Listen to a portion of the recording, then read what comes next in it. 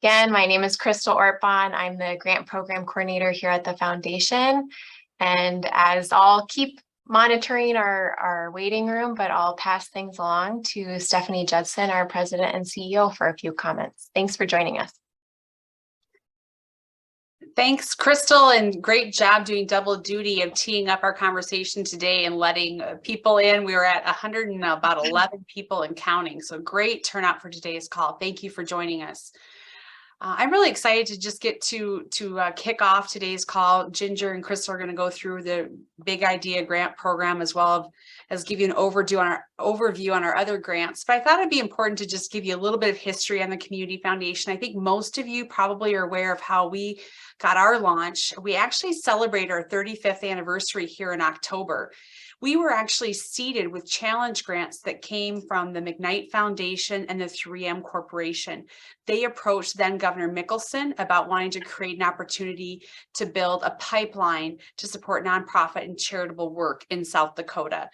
And armed with $5 million in challenges, our leadership, which included our founding executive director, Bernie Christensen, Governor Mickelson, and other founding board members, went out and raised those dollars, and that original $10 million seeded our South Dakota Fund, which is our oldest and our original grant-making program. I know Ginger's going to talk a little bit about that more, but our South Dakota Fund awards about $600,000 annually. In fact, since inception, it's awarded about $18 million in grants across South Dakota. That's an ongoing competitive cycle that you'll hear more about today as well. We also manage funds for communities, for schools, for individual donors, and for nonprofits. In fact, we manage about 1,100 funds that benefit a wide range of nonprofit and charitable causes. Last year in 2022, we awarded nearly $30 million in grants across South Dakota. And so we're really excited to connect our nonprofit partners with donors across the state as well. Most of you are also aware that we've had a relationship with the Bush Foundation for several years. In fact, we've had several grants that we've been able to take opportunity in administering throughout the state in our history, but most recently through the Community Innovation Grant Partnership, which we launched in 2014, we've been making competitive grants through those Bush Foundation dollars. That program lasted nearly 9 years. And of course, Ginger was the lead in administering that program as well. And then last year, we had the opportunity to expand that relationship with the Bush Foundation through the Community Innovation, the Community-Based Grant Program, dubbed here Beyond Idea Grants or Big Grants. And I know that's what brought most of you to today's call, so we're really excited about that. So to tell you more about these grant-making programs and how you can take advantage of them is our Senior Program Officer, Ginger Niemann. Ginger has been at the foundation. She'll be celebrating her 25th year here in September. I have had the opportunity to work with Ginger throughout her tenure here at the foundation. I know that most of you on the call have a relationship with Ginger through grant applications that you may have submitted or inquiries that you may have made with her about how to access our grant funds. But I could not be more pleased to introduce our Senior Program Officer, Ginger Niemann, and she can tell you more about our grant making programs.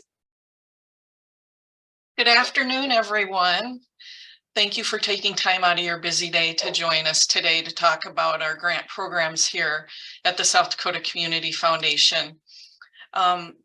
I will not spend a lot of time on all of our grant programs, but there may be several of you that are new to our grant program, so I do want to highlight those so that there isn't any confusion once you do decide to apply. So we're going to just briefly go over our South Dakota Fund, our nonprofit savings account, our community savings account, and then we'll spend most of our time talking about our newest grant program, our Beyond Idea Grant Program.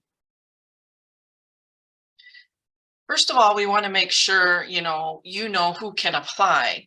And so those are any nonprofit or charitable organizations in South Dakota, and it could include units of government. And so we want you to know that even if you aren't a 501c3, or maybe you're in the process of getting your designation as a nonprofit organization, and you're not quite there yet, we do allow you to use a fiscal sponsor, and that would be another nonprofit organization that does have that verification status with the IRS, and you can partner with them. And if a grant is awarded, it would be awarded to that fiscal sponsor, but it is to benefit your organization. And as I mentioned, you know, we do want to make sure that you're verified with the IRS. There's some times that a nonprofit may have fallen off of their master file list. And so if we come across those, we will certainly let you know, and then you can contact the IRS and figure out what may be the problem there. We do get some organizations that are outside of South Dakota that do apply, as long as the projects are taking place in South Dakota. That is an eligible organization that could apply. So with our South Dakota Fund, we have several areas that we support across the state, and it can be in the areas of culture, economic development, education, financial literacy, health, and human services. With that South Dakota Fund Grant Program, it is ongoing. And so with it starts with a letter of inquiry. And that letter of inquiry, it can take up to 15 working days to hear back if you can submit a full application. We want to make sure that you're eligible to apply, that the dates are okay, the amount is okay, and really what it is that you need the money for is something that's going to fit within that South Dakota Fund parameters. Once you get the okay to move on to submit a full application, you can submit that application within 60 days, and then it could take approximately another 90 days for our grant making committee to make that decision. Now, those grants range in size from $2,000 to $20,000, and they really are program and project related. So be thinking about that when you're thinking about applying to the foundation. So anything that can enhance your program or your project, make it better, that's the fund that you want to apply to. With the South Dakota Fund Grant Program, we do require that you have matching funds. And so, you know, that could come from other funders that you apply to. It could come from, you know, fundraisers, other donors, and it could even include in-kind donation. So if that's something that you're interested in, obviously you can reach out to us, and all of our grant programs are going to be listed on our website and give you a little bit more information there. The second program I'm going to visit about is our nonprofit savings account. And so that is for nonprofits. And it's a way for your nonprofit to be able to have an endowed fund that will assist your nonprofit forever. And it's really a challenge grant program. And what happens is if you apply and your application is awarded to receive a challenge grant, what it is that you have an opportunity to raise up to $80,000 in 2 years in order to receive $20,000 from the South Dakota Community Foundation to go into an endowed fund. Over time, you get to receive the 4.5% each year for your organization and to benefit anything that you have going on in your organization. Our development team works very closely with nonprofits across the state to help them move forward in this area. We have Jeff Feldkamp, he's based out of Sioux Falls. And Jamie Farman is in Pierre. And then we have Beth Massa in Rapid City and Pat Gallagher is in Aberdeen. And they can work with you to make sure that you can meet that challenge. Another challenge program I'm going to visit with you a little, excuse me, I think I'm going to get a drink. Excuse me, sorry about that. The other one I want to visit about is our community savings account. And so that is for communities that are all around the state. Currently, we have 84 communities that have community savings accounts. They are locally driven. They have their own board. They make their own grants. And if you live in a community that has a community savings account, you will be able to reach out directly to them for their grant making programs. It's oftentimes that the South Dakota Community Foundation will partner with the CSA on some of those grants. You can also find a listing of these on our website if you find that that's an area that you want to look more into.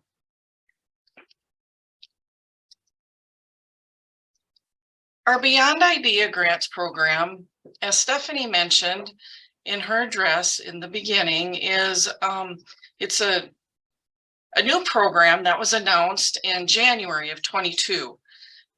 We had a partnership with the Bush Foundation for Community Innovation Grants, for those that remember that grant program. Well, that came to a close at the end of 21. And so the Bush Foundation reached out and we submitted an RFP for that grant program. And they selected partners in South Dakota, North Dakota, and Minnesota in January of 22. So each one of us partners are able to award $1.2 million for the next 6 years. So who are those partners that are in South Dakota? Well, the South Dakota Community Foundation is one, and we'll be making grants in and around all of South Dakota. And the other group is the Good Relatives Collaborative. And that is an organization that is made up of 4 partner organizations. So there's 2 of them in South Dakota, our Black Hills Community Loan Fund and 4 Man's Community Fund. And then there's one in Minnesota with the Indigenous Business Alliance. And then in North Dakota, the Sacred Pipe Resource Center. They're going to have a Native focus in all 3 states. So if that is something that interests you, they do have a website that is recently up and functioning. You can check out the Good Relatives Collaborative. So as I mentioned, the Community Innovation Grant Program ceased to exist with the South Dakota Community Foundation in 21. However, if you are still interested in community innovation grants that are, those larger type grants, you can still apply to the Bush Foundation. We have their website listed here, but you can also go onto our website and find their website there and reach out directly to them. Their grants range from $20,000 and there is no ceiling on those grants. And of course, they'd be happy to visit with you about what you have going on in your community. And with their grant programs, they're accepting those applications all year round. They also have a place on their website that you can reach out to them and look at their calendar and see what works for them and yourself and get a meeting set up and have a conversation with them.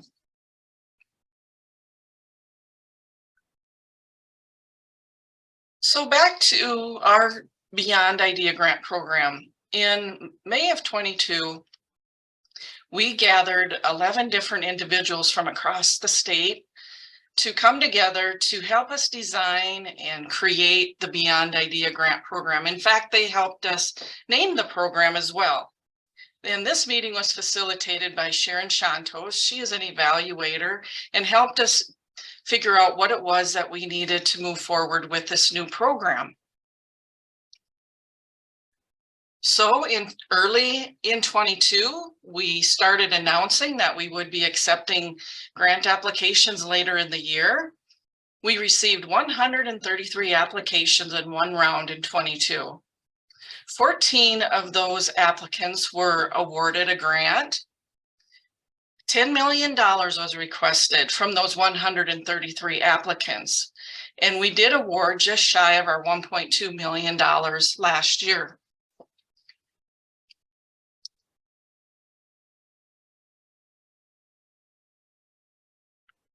So now looking at January of 23, We had the feedback from the design team and the applicants. And what we found was that we needed to make a couple of changes to our application. Maybe the questions weren't as clear as they could be, so we did a little work on that. We've also increased some of the characters that you're allowed to use when you're in your application. And when I say characters, when you're in the application, it's going to count down for you, but each character is really a keystroke. So it's spaces, it's colons, it can be absolutely anything. It's bullet points. So be aware of that when you're putting in your application. If we look forward to the grant rounds in 23, we're going to have 2 this year. So one is opening up on March 1st and it will conclude on March 31st at noon Central Time. And then the second round is going to be the month of August, again closing at noon on Central Time. And look for that recipient announcement for the first round at the end of June and for the second round the end of November. So with these grants, they range from $5,000 to $100,000 a year. And when the committee is looking at, dollar amounts, and when you as an applicant are looking at, what dollar amount should I be applying for? If you're thinking you're in the beginning stages of designing and development, we look at that as about a $50,000 request that you could submit for. If you're further along in your process, maybe the implementation or testing could be awarded up to $100,000, or for what you're requesting up to $100,000. We will consider multi-year funding. So if that's something that you're interested in and you're far enough along in your process, that might be something that you're interested in as well. With this program, there is no match required. So what it is that you need to make that program work the way you need it to, that's the dollar amount that you can apply for.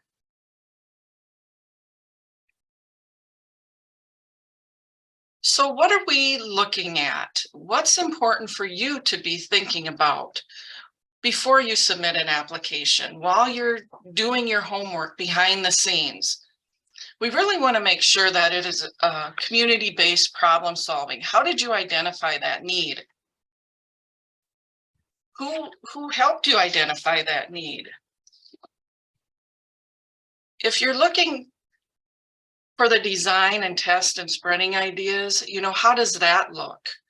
Are there going to be different phases or action steps that you could be putting in your application? Is it something that can be replicated across the state, or maybe just in your own community? Maybe it's something that starts out as something in a neighborhood and then it spreads throughout your town or your city, and then maybe countywide. Be thinking about some of that as you're preparing to submit an application. We want to inspire, equip, and connect leaders as well. And so how is that going to look? Who are those leaders, and what do they need to be successful in submitting an application? Again, I'm talking about the planning or the implementation grants. Can you break that down into different phases or action steps? And maybe, you don't have to apply for the big dollar amount. Maybe it's a smaller amount so that you can figure out what it is that you need to do before you submit a bigger application and much more detailed work that needs to be done. We want to know what kind of an impact this is going to have on your community.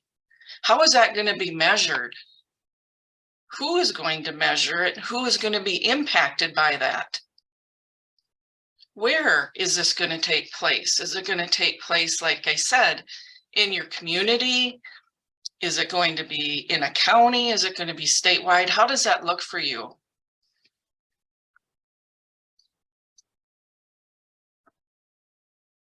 So moving on to some other considerations that we want to be looking at is, how is it going to move your community forward? Will it be transformative? And if so, how? We want you to be realistic in meeting a community need. And again, how are you determining that this is a community need? Was it something that a needs assessment was created? Did you have a community forum? Was there a survey, a community survey that was sent out? You know, what does that look like? Again, looking at those individuals that are leading the project, what do they need to be successful? How can we assist them? And then, of course, the last one is the key stakeholders' involvement. We really want to understand who's going to also be at the table, who's going to be helping move this problem-solving effort forward.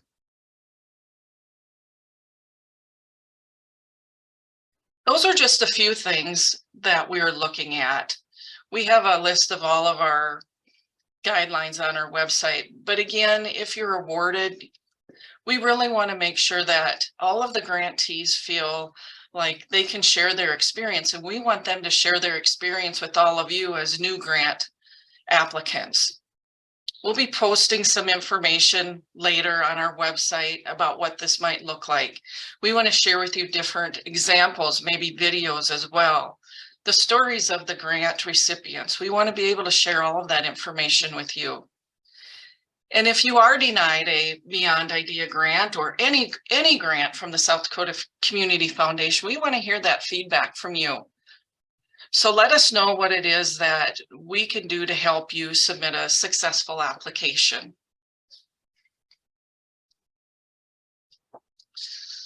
So I'm going to let Crystal talk a little bit about how you can apply. And some of those links are located here on this website. Yeah, thank you, Ginger. So all of our grant programs go through an online grant portal called eGrant.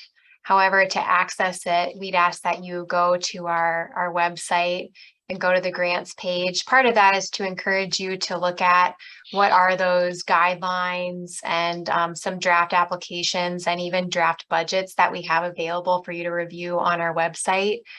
So on our Beyond Idea grant page, there's sort of an accordion tab where you can click on planning for your application. It just says grant application. And within that, there are these links to a PDF document. Within our online grant portal, an organization must create a login and password to access it. If you've created a login before, you can use the same one. We would encourage organizations to have a login for their organization. And so if you're a grant writer who's thinking about, supporting multiple organizations, we'd encourage you to have a separate login for each organization so that stays connected with their file. That helps us. And we also think that could be helpful to that organization for their own planning purposes. But once you're in eGrant, on March 1st, the Beyond Idea grant application for 2023 will become an option that is visible under opportunities.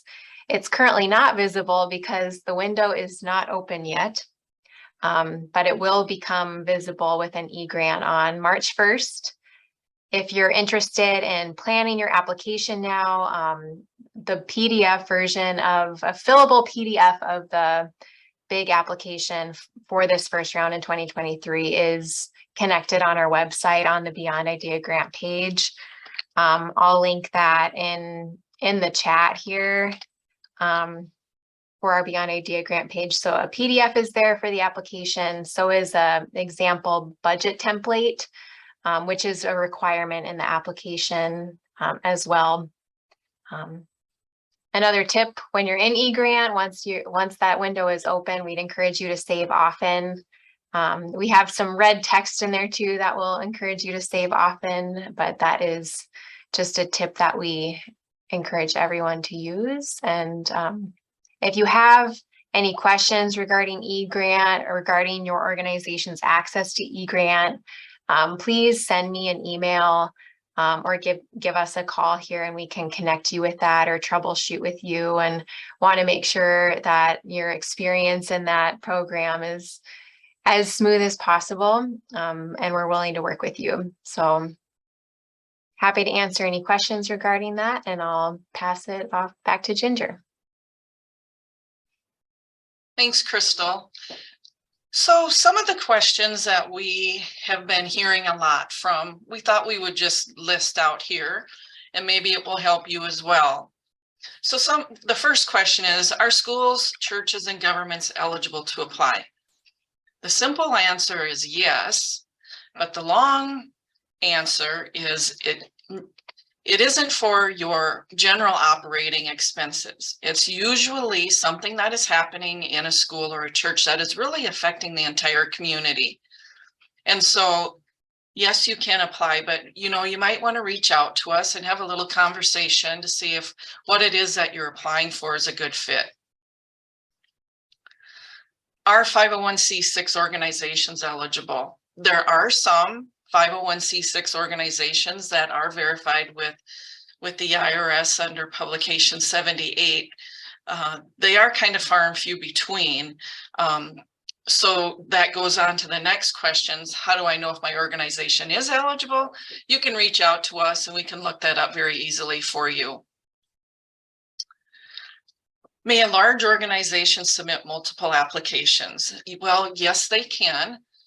We currently allow an organization that may have many different departments within their organization apply 3 times for a multiple within their organization within 1 year. And so if that is something that you're interested in, please reach out to us again. Let us know what you're thinking, and we can let you know if that might be an opportunity for you. And then if you're denied funding, are you eligible to apply? Again, absolutely. And if you are, we do request or encourage you, I should say, to get some feedback from us so that you can learn from what it was that was in your application that maybe you can improve upon for the next one.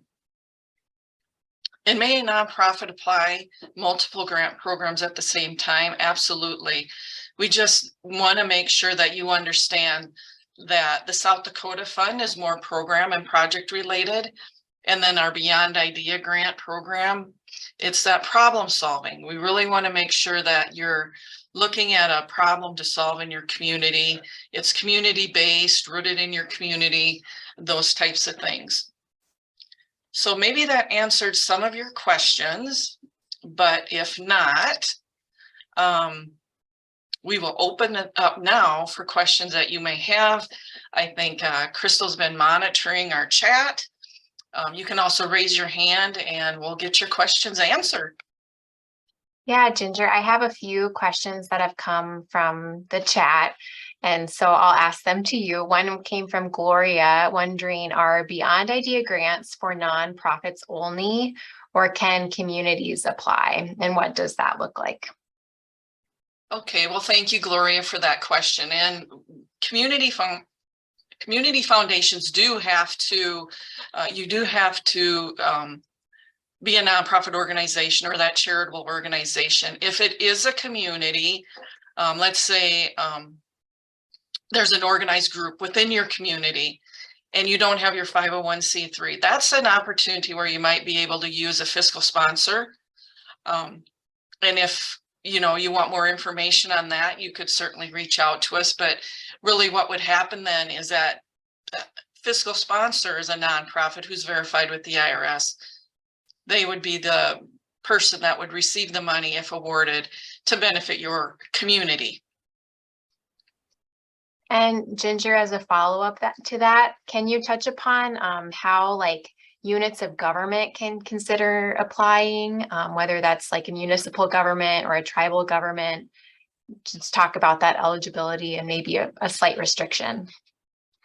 So yes, so governmental agencies, they can apply. They are eligible by the IRS to submit an application.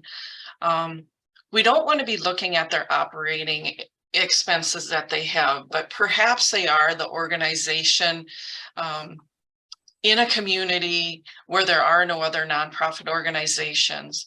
Maybe it is, again, an organized group. They could act in that fiscal sponsorship role. Does that answer the question?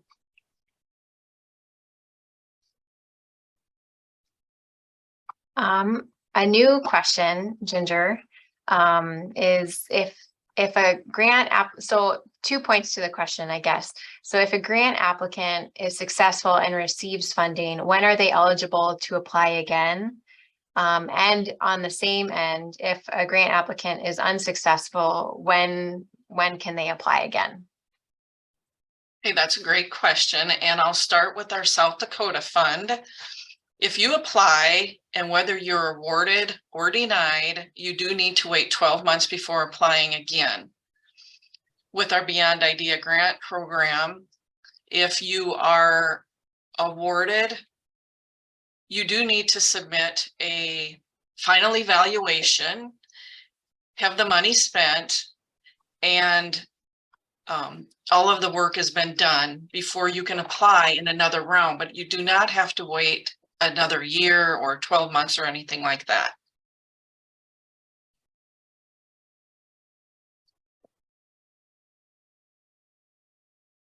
Another question. If are 501c4 organizations eligible to apply? Again, it depends on if your tax ID number is verified with the IRS under Publication 78. There are some, again, that are structured that way, but it would be in your best interest to just check with us to make sure you are eligible to apply. A couple questions from Jana. One is, can you talk more about the final evaluation report and any outcomes that are required to be reported from this grant? Yeah, that's a great question. We will be putting our final evaluation report out on our website as a draft for you to see before you submit an application. That'll be coming before our March open date. And it will be in eGrant. So when your project is completed, you can go back to eGrant. That final evaluation will be there for you. And you'll just click through the questions as you're answering them, and then it gets submitted directly to the foundation. Some of the things that we're going to be looking at is the impact that you have made in your community. We also want to be looking at where you are in your community. You know, where are you located at? We're also going to be looking at if you're going to be having any diversity that you're addressing. We want to learn about that as well.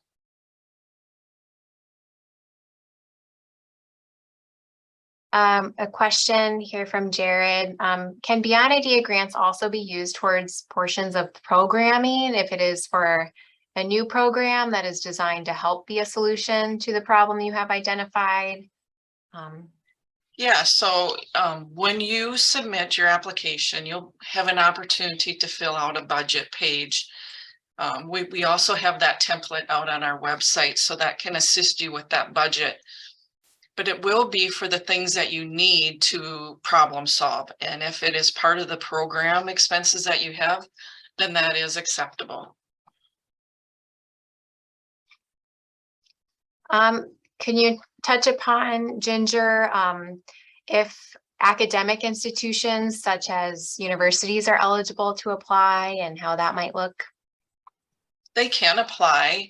I would encourage you to visit with the other folks within your university or however that may look, who also may be looking at applying. We don't want to be getting several applications from the same department, but we can allow a university to submit applications from different departments.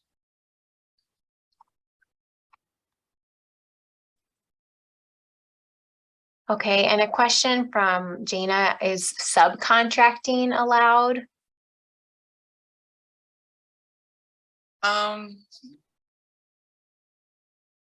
Maybe she should expand a little bit more on that, but if it's a nonprofit organization that is subcontracting with somebody to do the work, yes, then that is a acceptable request.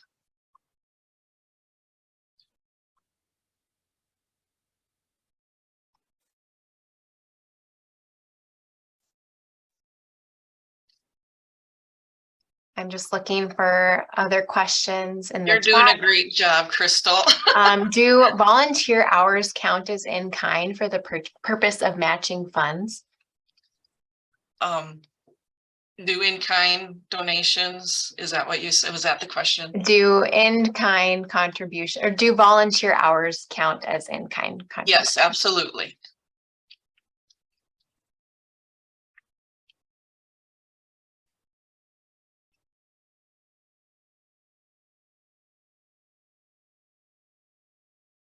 So I'm thinking I've touched upon all of the questions that I've seen in the chat. I have added the option, if you're on the call and would like to ask your question out loud, to unmute yourself and ask. Oh, another question here. Can a local group partner with a nonprofit to apply for the grant? Yes. We really want to see that collaboration. You know, I mentioned in the presentation that we want to know who those key stakeholders are. So we really want you to be collaborating with other groups. We either within your community or even outside of your community.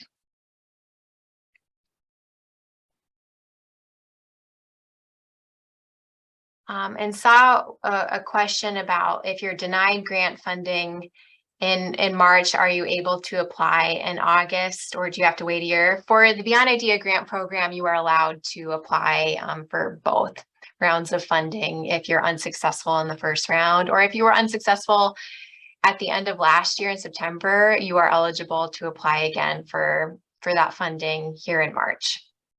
So it doesn't carry the same restriction that our South Dakota Fund grant program does.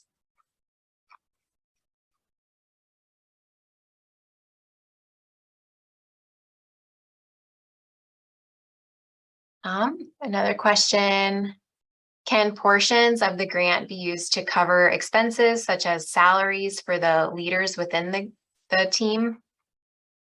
Yes, that would be acceptable.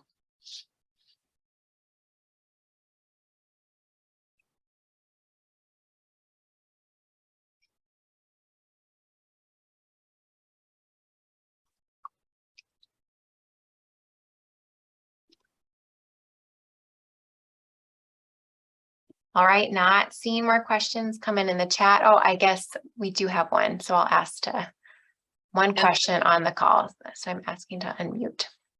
And I think we have somebody that has raised their hand too. Yep, I found, yep.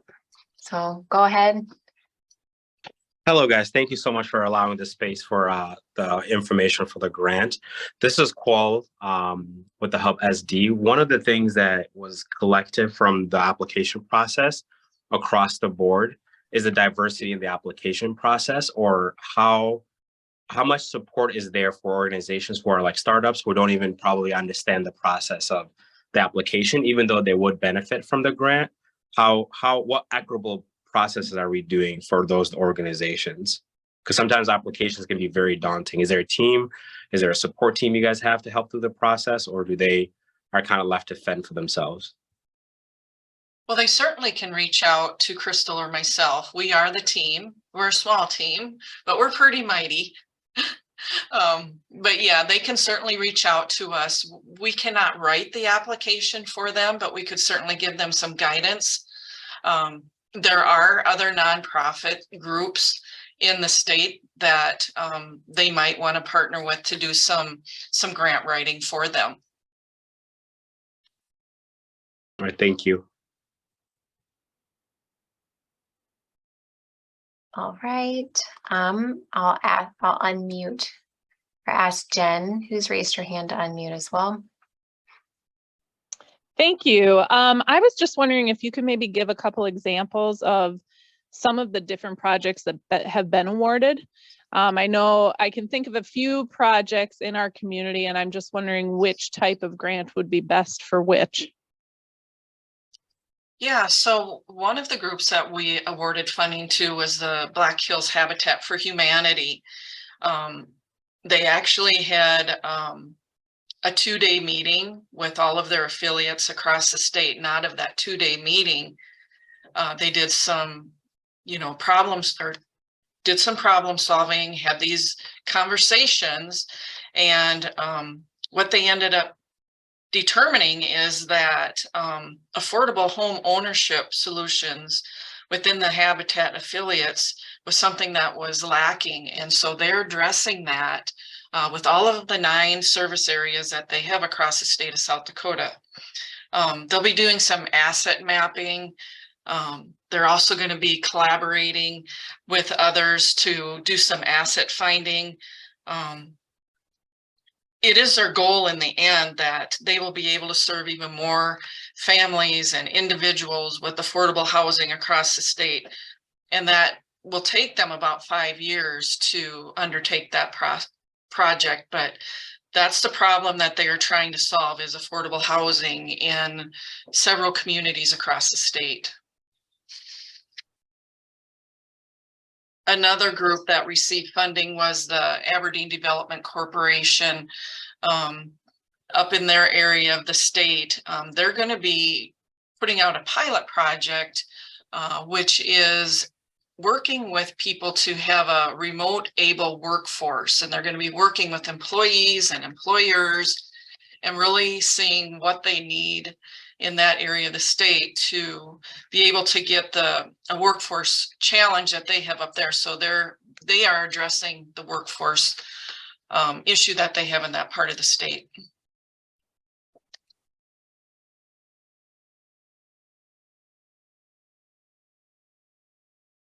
All right, Peggy also rose her hand, and I'm pressed asked to unmute. So Peggy, go ahead. Thank you. I'm a volunteer grant writer for our Huron area senior center, which is multifaceted.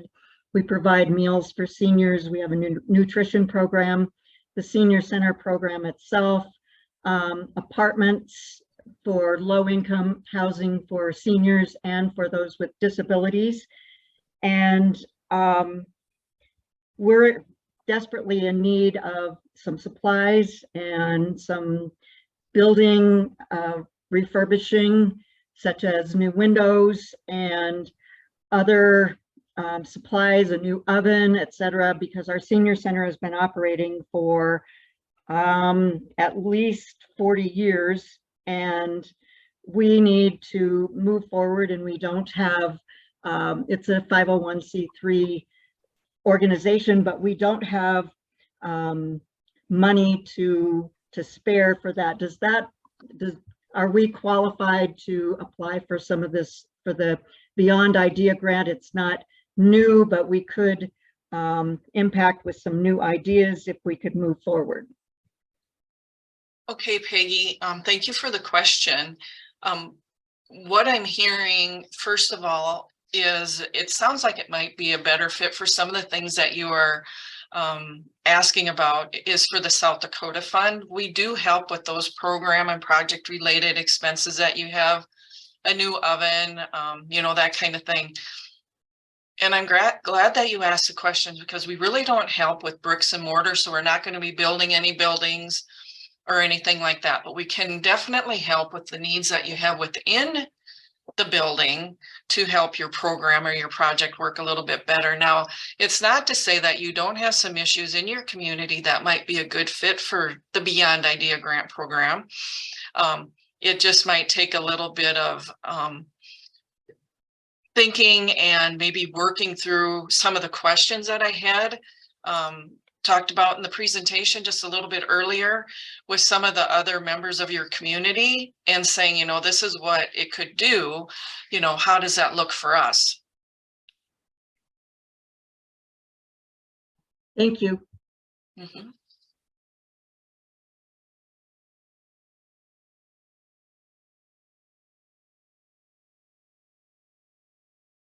Is that all of the questions, Crystal? Those are all the questions that I've seen come through. You have touched upon and this sort of question time period, and without seeing other hands raised. Okay, I guess the one thing I'll have all of you be thinking about is when you're getting ready to submit an application to the foundation, if you want to reach out to us ahead of time to make sure it's a good fit for you, which grant program to apply for. So you can certainly reach out to us either by email or by phone. But once you get into that application, we have reviewers that are all across the state of South Dakota. And they may not understand what is going on in your neck of the woods. So it's really important for you to be able to tell your story, make sure that our reviewers understand exactly what it is and that you don't assume that we know anything that you're talking about, and just kind of paint a beautiful story about what you want to use the funding for.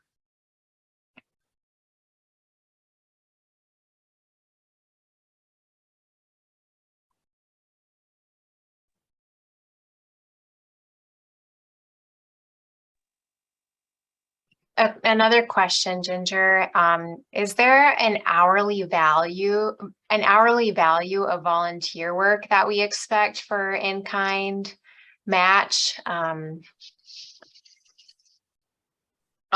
You know, we do not have a policy set on that, but we certainly would think it isn't going to be your entire project is going to be volunteer. But of course, each group has its own set of criteria of what they need to complete too. So it may look different for each organization, but I would try to stay away from it being, you know, your only in-kind that you have available.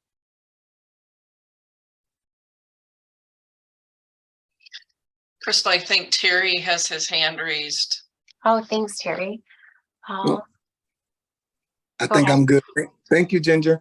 I attempted to send a direct chat, but just quickly, because of how competitive the grant process is, and if you've applied before, is it appropriate just to resubmit what you've already written if you've already gotten feedback and made tweaks? Or like, I guess I'm just wondering if you filled out an application before, is it appropriate just to resubmit what you've already written, even though you weren't awarded?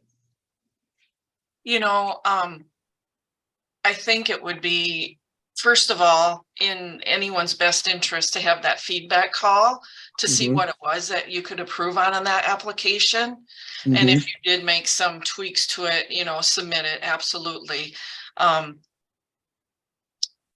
don't know as if I would necessarily submit an application, you know, word for word a second time. You may want to just have another individual, maybe who isn't real close to the project, read it and see if there's something they don't understand. Sometimes that helps a nonprofit as well put forth a good application. That's very helpful. Thank you. I just know with how competitive it is, you can really have a strong application, and it's just the nature of competition that made it kind of tough to get the award. But thank you for that. That's very true, Terry. And yes, just get that feedback, and then hopefully you can be successful next time. Absolutely. Just a couple more questions have come in, Ginger. Is the South Dakota Fund grant multi-year or only the Beyond Idea grant? No, the South Dakota Fund can be a multi-year. If it's something that you are interested in, you can, you know, give us a call and visit with us about it, but it can be multi-year as well. If someone has a bricks and mortar project, what is their eligibility for funding through us? We do not do bricks and mortar. You can submit something if it's going to be something that is going to be inside of your building, but not the building itself.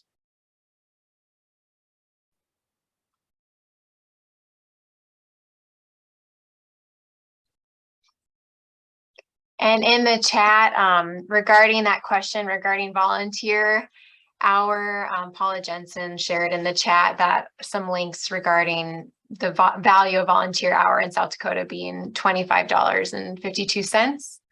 Can maybe share that in the chat too, but thanks for sharing that, Paula.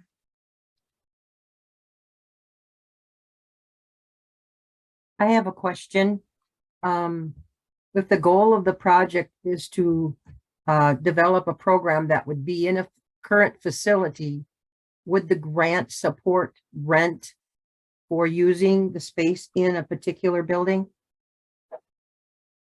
You know, Brenda, that is something that we typically have tried to, the committee has probably tried to stay away from a rent type expense that we see on a request. They want to make sure that your program, your project is sustainable, and that kind of falls within that.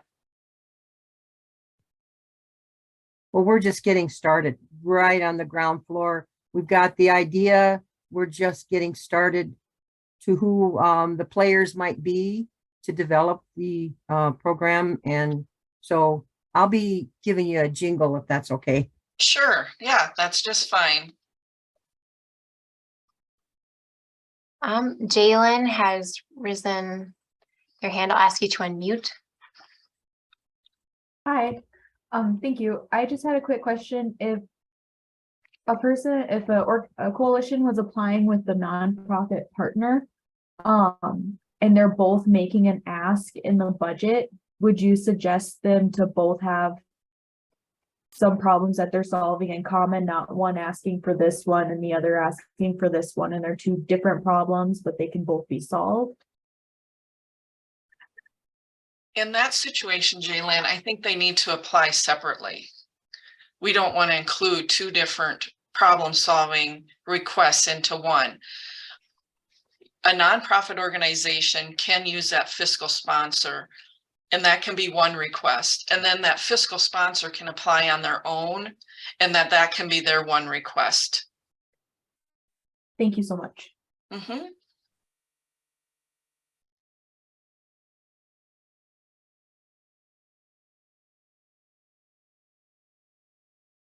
I do have one more question. If you use a fiscal sponsor to apply for the grant, and that fiscal sponsor has already received a grant, it would be a different problem to be solved, but just curious how that would work. Yeah, and it's basically the same as what I just mentioned to Jalen. A fiscal sponsor can apply for themselves, and they can act as a fiscal sponsor for another nonprofit organizations, because they would be, as you just stated, different problems. And then a question in the chat here, Ginger. If applying for multi-year funding, can a group request $50,000 for the first year and then state that they'd be looking at $100,000 for subsequent years? And maybe touch upon like applying in phases and what that might look like. Sure. So if you wanted to submit a request for the $50,000, because you're in the development designs phase of things, and knowing if you're successful, you want to apply again, and that would come in at a higher dollar amount. So let's say you apply in round 1 of 23 for that development designing work that you want to do for the $50,000, and it's awarded. And let's say you are completed even by round 2. You can apply again in round 2 for the next phase of that work at a higher dollar amount.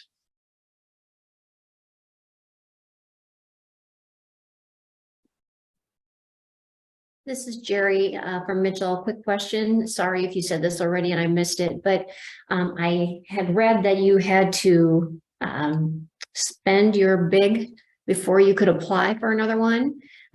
What if you are in the process of developing that program and have basically a description of how those funds will be spent?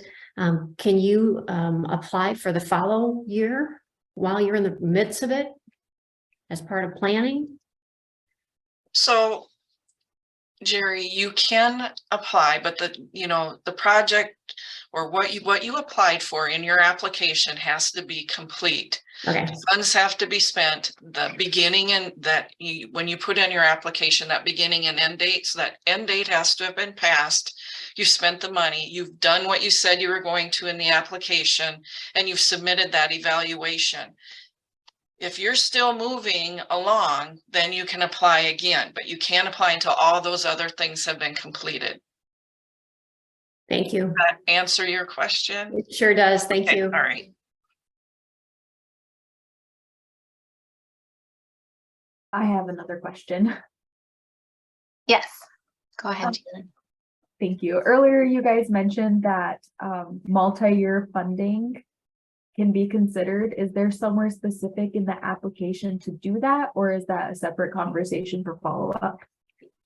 You would put that on the dates, on each of our applications, you have a beginning and end date. It would be reflected there. You can also talk about it within the narrative of the application, but that's where you're going to put those dates. Thank you. Well, as we roll up on the end of our 1 hour, if you have sent a message in the chat, and I've been trying to, field them to Ginger here on the call. If you feel like your question is still not answered, please reach out to us outside of this call. I think the next slide has that email address and contact information for us in our office. I'm certainly glad to connect with you and get, that the answer to your question, or maybe, allow you an opportunity to provide more context, but not seeing any additional questions in the chat, and I think we're rolling up on our hour. So well, thank you all for coming. It was I hope it was helpful to you. We want to be here for you. Reach out however that may look. Crystal's going to put this recording on our website, so it'll be there. And look for any mass emails we may have going out this year in regard to any other grant opportunities we may have. So thank you for your time today. yeah, thank you all for joining us.